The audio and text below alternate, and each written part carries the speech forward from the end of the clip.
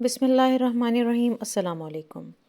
इंसान उस वक़्त तक नाकाम नहीं होता जब तक कि वो नाकामी कबूल करके कोशिश तर्क न कर दे, हिम्मत कभी ना हारे।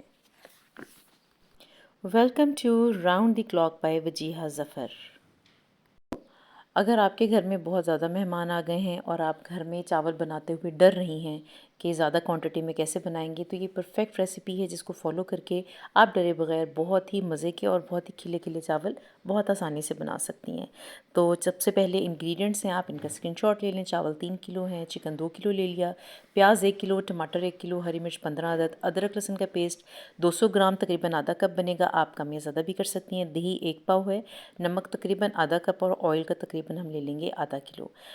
यखनी बनाएंगे। यखनी के लिए जो अज़ा चाहिए वो पानी है, पानी के अंदर प्याज, कड़ी पत्ता 4 से 5 अदद, सूखा धनिया 4 चम्मच, सौंफ का 1 चम्मच, बादयान के फूल का 1 चम्मच जाएगा और नमक के 4 खाने के चम्मच। सबसे पहले चिकन को धो लेंगे, उसको नमक तकरीबन 2 टेबलस्पून नमक और सिरका सिरका लगा के रख देंगे। उससे ये होता है कि चिकन में कोई स्मेल नहीं आती। और ये बाकी जो हैं यखनी के अज्जा हैं। अच्छा, अब यखनी का आपने ये करना है कि जब आपने पानी डालना है पतीले में, तो आपने गोश्त पहले नहीं डालना। पानी उबलने के लिए रखते हैं, तकरीबन 1.5 लीटर पानी लें और उसमें प्याज और बाकी जो साबुत मसाले हैं वो इसमें शामिल कर दें। इसको आपने तकरीबन 10 मिनट पका लेना है, 10 से 15 मिनट पकाएं ताकि इनका अच्छी तरह रख निकल आए। और इसके बाद गोश्त डाल के आपने सिर्फ 5 मिनट पकाना है। चावल 3 किलो ले लिए हैं मैंने यहाँ पे, उनको मैंने तकरीबन आधे से पौने घंटे के लिए भिगो लिए है। और प्याज मुनासिब साइज़ के काट लें। 1 किलो प्याज है, 1 किलो टमाटर और हरी मिर्चें हैं, इनका मैं पेस्ट बनाऊंगी।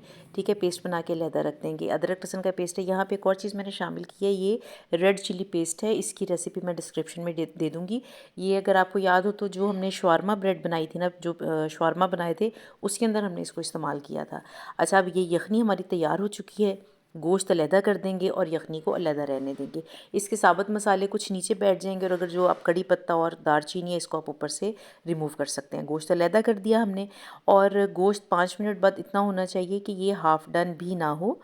तो क्योंकि ये है कि इसने भुनाई में भी जाना है और दम में भी जाना है, तो बिल्कुल रेशा नहीं चाहिए हमें। यखनी को हमने अलहदा कर दिया। अच्छा जी, अब क्या करेंगे कि अब प्याज ले लेंगे और उसको ऑयल में आपने फ्राई कर लेना है। प्याज को आपने बहुत ज़्यादा फ्राई नहीं करना, गोल्डन डार्क गोल्डन कर लें प्याज़ों को। जब गोल्डन हो जाए तो इसके अंदर आपने अदरक लहसुन का पेस्ट डाल देना है और इसके साथ ही आप शामिल कर देंगे इसमें पानी। प्याज ब्राउन करने के बाद पानी डालने का मकसद ये होता है कि प्याज अपना रंग छोड़ दें और पुलाव में आपका अच्छा रंग आए। वैसे ज़ीरे का जो पुलाव होता है वो बहुत ज़्यादा डार्क कलर का नहीं होता, वो हल्के रंग का ही अच्छा लगता है। अगर आपको बहुत डार्क चावल पसंद हैं तो आप प्याज़ों को बहुत ज़्यादा ब्राउन कर लें, लेकिन मुझे वैसे चावलों का लाइट कलर ज़्यादा अच्छा लगता है तो मैंने इसमें इसको बहुत ज़्यादा ब्राउन नहीं किया।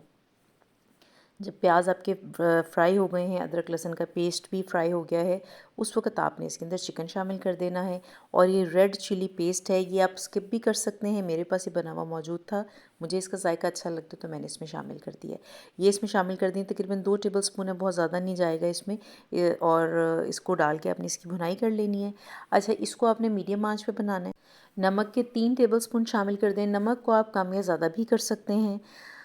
ये देखें, इसकी भुनाई हो चुकी है तकरीबन। अच्छा, भुनाई करने के बाद ना एक याद रखना है कि आपने इसको मीडियम आंच पे बनाना है। जब इसकी भुनाई हो जाए तो फिर इसको ढक्कन देके 5 से 10 मिनट के लिए हल्की आंच पे आपने रख देना। उससे क्या होता है कि बोटी बिल्कुल टेंडर सी हो जाती है और वो खाने में बड़ी अच्छी लगती है।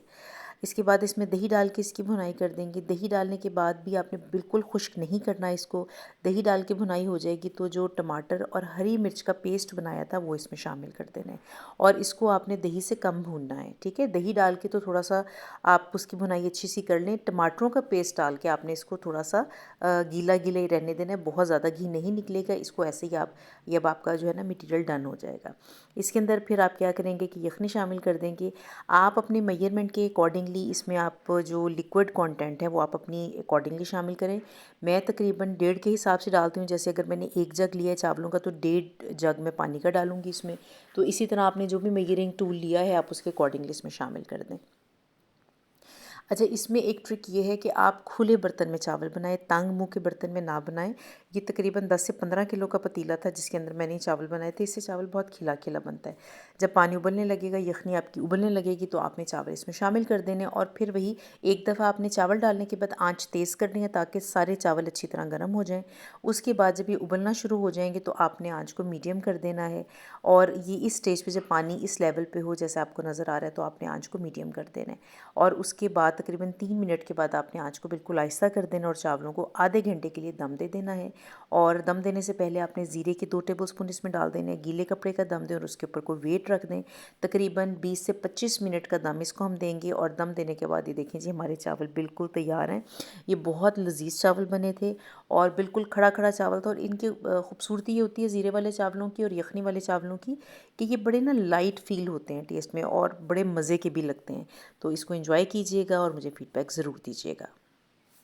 तो बस जब आपके घर में थोड़े मेहमान आएँ या ज़्यादा मेहमान आएँ, आपको चावलों की फ़िक्र करने की कोई ज़रूरत नहीं है। आँखें बंद करके इस रेसिपी से चावल बनाएँ और दाद वसूल करें और इसको एंजॉय करें।